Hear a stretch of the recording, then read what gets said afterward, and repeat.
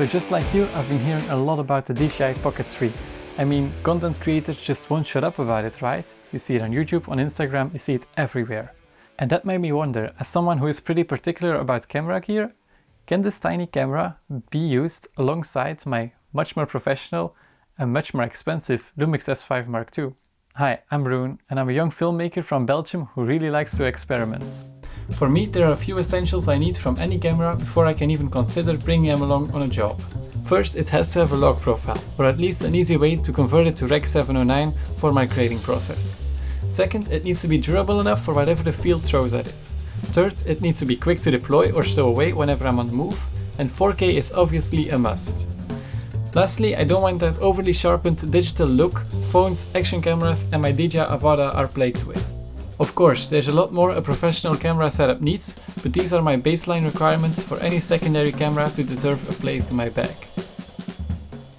So, when I started my filmmaking career, I actually purchased a GoPro Hero 10 Black, thinking it would be a great camera to capture some second angles or some BTS, or maybe put in some weird places where my bigger camera just doesn't fit. But then I found out I never actually used it because the GoPro doesn't have a proper log profile or an easy way to get it to Rec 709, so that doesn't fit with my grading process. And then the second thing, the digital over sharpening, it just disqualified it immediately. And then I started to think, could the Pocket 3 fix the issues I had with the GoPro? So I sold it and started looking for a Pocket 3.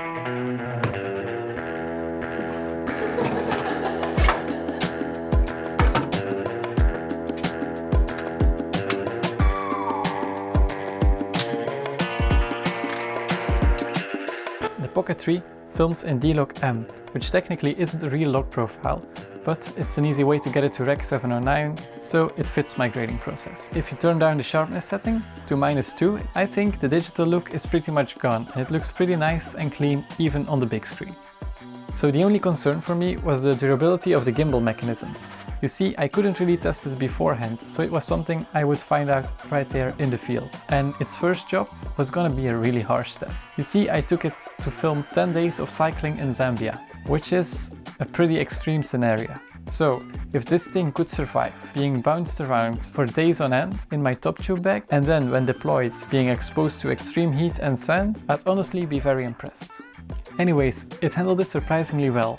When I was out there filming and riding my bike, it didn't complain once about the conditions. But I have to admit, when coming back, a small issue occurred. You see, when I deploy the camera, the gimbal doesn't fully deploy until I give it a little tug. Which isn't too bad. I've just grown a habit of giving it a tug with my finger once I turn it on. So I used it to create a recap video of the trip, which you can also watch on my YouTube channel. And I have got to say, the shots of the Pocket 3 blended surprisingly well with those of my Lumix. And without this camera, I really wouldn't have gotten those cycling shots. Recently, I've been working a lot with the fire department.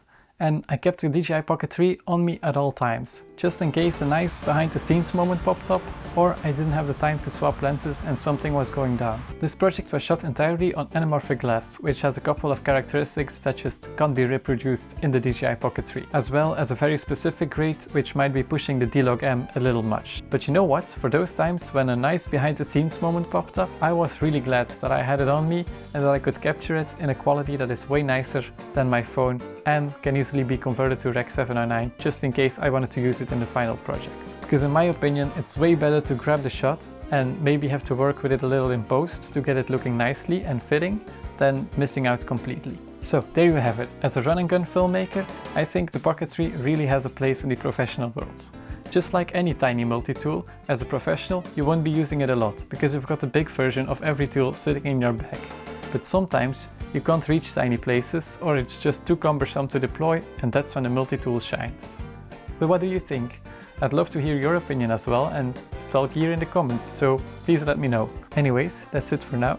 Thank you so much for your time and I'll see you in the next one.